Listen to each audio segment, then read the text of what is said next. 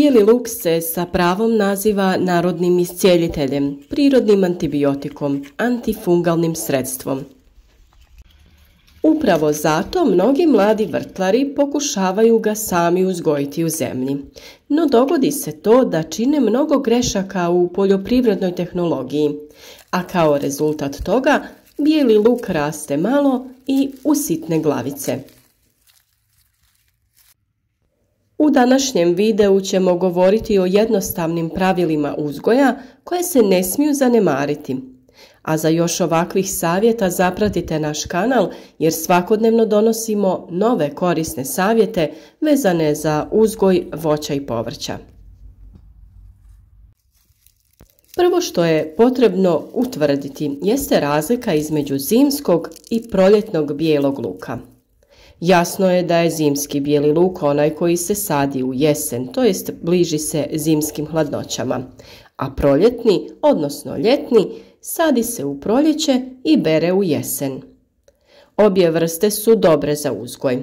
Razlika je u tome što češnjevi zimskog bijelog luka su krupniji i ima ih manje u jednoj glavici i nalaze se u jednom krugu oko stabljike, u samo jednom redu, dok proljetnih ima mnogo više, sitniji su i formiraju više krugova oko stabljike.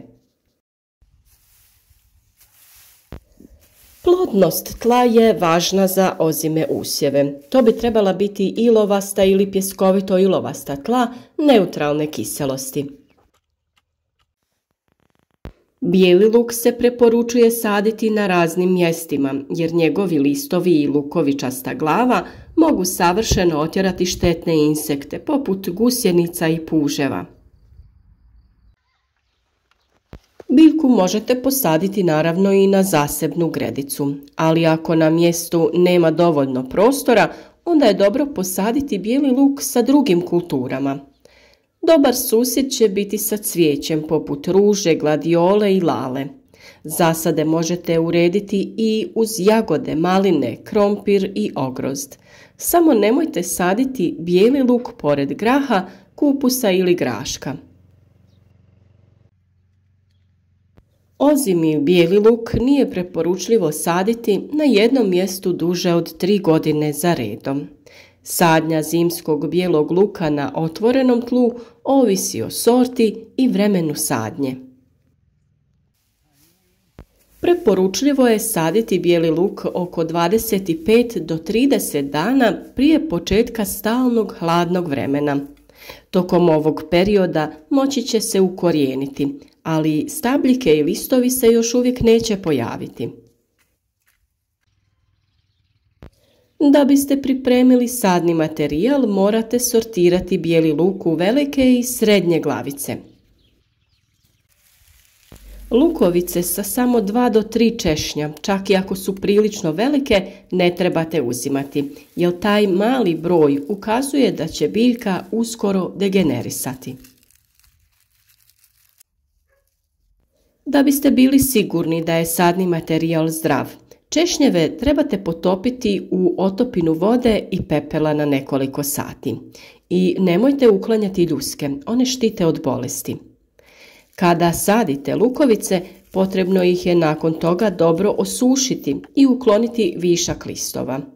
I koristite samo velike primjerke jer od onih mali neće biti dobra žetva. Zimski bijeli luk ima slab korijenov sustav, tako da bi gornji slojevi tla trebali biti prilično plodni. Neželjeno je saditi u nizinama jer se u proljeće tamo nakuplja puno otopljene vode. Također nije najbolje mjesto ni na brdima jer vjetar izbacuje snijeg sa zasada što dovodi do smrzavanja tla. Gredice je najbolje pripremiti barem 7 dana prije sadnje bijelog luka. Trebaju biti visoke oko 20 do 25 cm i široke najmanje metar. Još jedan preduslov jeste smjer kreveta. On treba biti od sjevera prema jugu. Tada će se zemlja što više moći zagrijati i u jesen i u proljeće. Birajte mjesta koja su dobro osvjetljena i nisu zasjenjena drugim visokim kulturama. U suprotnom, glavice će biti male. Zemlju treba iskopati, ukloniti korov i dodati svježi humus, ali ne stajnjak. Čisti humus organsko je gnojivo, dobiveno preradom stočnog gnojiva i biljnog otpada, djelovanjem kalifornijskih glista. To je nezamjenjivo prirodno organsko gnojivo. Preporučuje se njegova primjena u osnovnoj gnojidbi svih poljoprivrednih kultura i u prihrani povrtlarskih kultura te ukrasnog bilja. Dodajete ga u količini koja vam je dostupna. Može se dodati sloj od 5 cm debljine. Zemlju nakon toga možete lagano promiješati. Bolje je ne gnojiti stajskim gnojivom, inače će bijeli luk rasti labavi i potpuno neprikladan za skladištenje. A sada možete dodati malo drvenog pepela i to zato što želimo poboljšati reakciju, odnosno pH vrijednost tla na ovoj gredici. Naime, pepeo drveta je potencijalno vrlo koristan industrijski, šumski ili kućni ostatak, a sa aspekta poljoprivrede može se svrstati u gnojiva. Sadrži 2 glavna hranjiva elementa, fosfor i kalij, druge makroelemente poput kalcija i magnezija, te neke mikroelemente poput bakra i cinka. Da bi se poboljšala pH vrijednost zemljišta, odnosno da bi se pH vrijednost dovela u nivo vrijednosti koja je najpovoljnija za gajenje određene kulture, pristupa se kalcifikaciji. Kalcifikacija je agrotehnički zahvat kojim se u zemljište unosi materijal koji sadrži kalcij ili kalcij i magnezij, a što dovodi do smanjenja kiselosti zemljišta. Višestruk je značaj kalcija u zemljištu. On utječe na očuvanje povoljne strukture i efikasnije povezivanje čestica u strukturne agregate. Prije same sadnje temperatura tla na dubini od 5 cm trebalo bi da bude oko 10 stepeni. Gredicu dobro poravnamo, razmak između redova treba da bude oko 20 cm, a između češnjeva oko 10 cm. Veliki, to jest krupni češnjevi se mogu saditi na dubinu od 9 do 10 cm, a srednji primjerci na oko 6 do 7 cm. Ne pritiskamo ih snažno u zemlju kako se rast korijena ne bi zadržao. Da jak mraz ne ubije vaše zasade, morate malčirati tlo. To se može učiniti polaganjem slame sa slojem od oko 2 cm ili mješavinom piljevine sa zemljom i tresetom.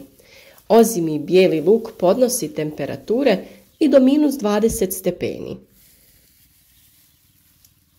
Za zimski bijeli luk korisna je gnojidba kalijem i fosforom. Prvo hranjenje se vrši u rano proljeće u smrznutom tlu. Vršimo drugu prihranu za otprilike mjesec dana i treću kada izrastu glavice. Za sve to nam može poslužiti naravno pepeo. Rastopimo 100 g pepela na 10 litara vode i to koristimo kao prihranu. O tome smo već dosta puta govorili, pa možete potražiti detaljne video savjete kako postići krupne glavice crvenog i bijelog luka koristeći samo pepeo kao prihranu. Naravno, briga o zimskom bijelom luku sastoji se od pravovremenog zalijevanja i plijevljenja. Nije potrebno često rahliti zemlju, dovoljno je jednom ili možda 2 puta mjesečno do dubine od 3 cm.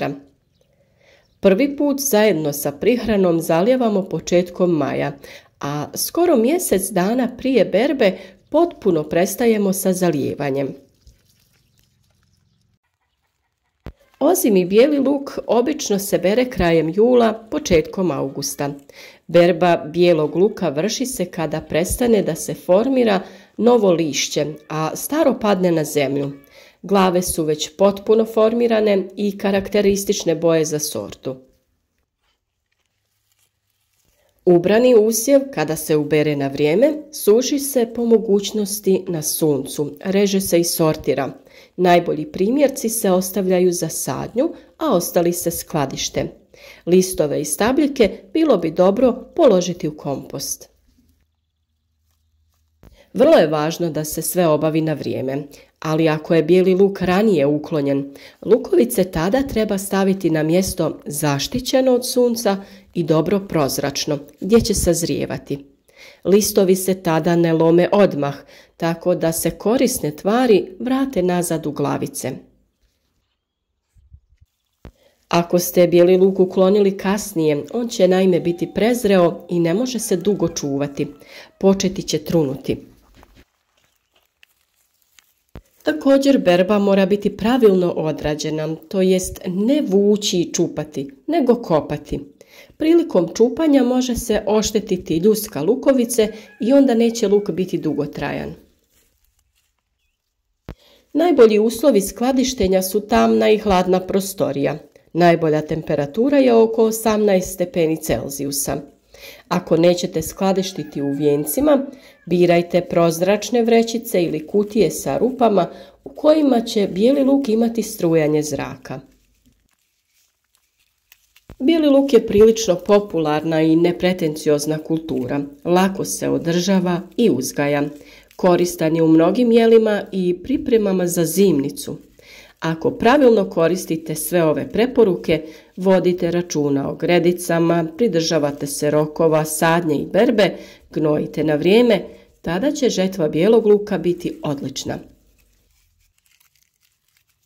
Kao i uvijek, nadamo se da je i ovaj savjet došao u pravo vrijeme i da ćete imati uspješnu zimsku sezonu uzgoja biljaka. Ukoliko želite i dalje da se družite s nama uz korisne savjete, ako već niste, zapratite naš kanal, a klikom na zvonce pored znaka subscribe osiguravate sebi redovne obavijesti o svakom novom videu kako ne bi propustili ni jedan koristan savjet. Podržite naš rad sa lajkom ili ostavite neki komentar ispod videa. Ukoliko imate nekih pitanja, rado ćemo vam kao i uvijek na njih i odgovoriti.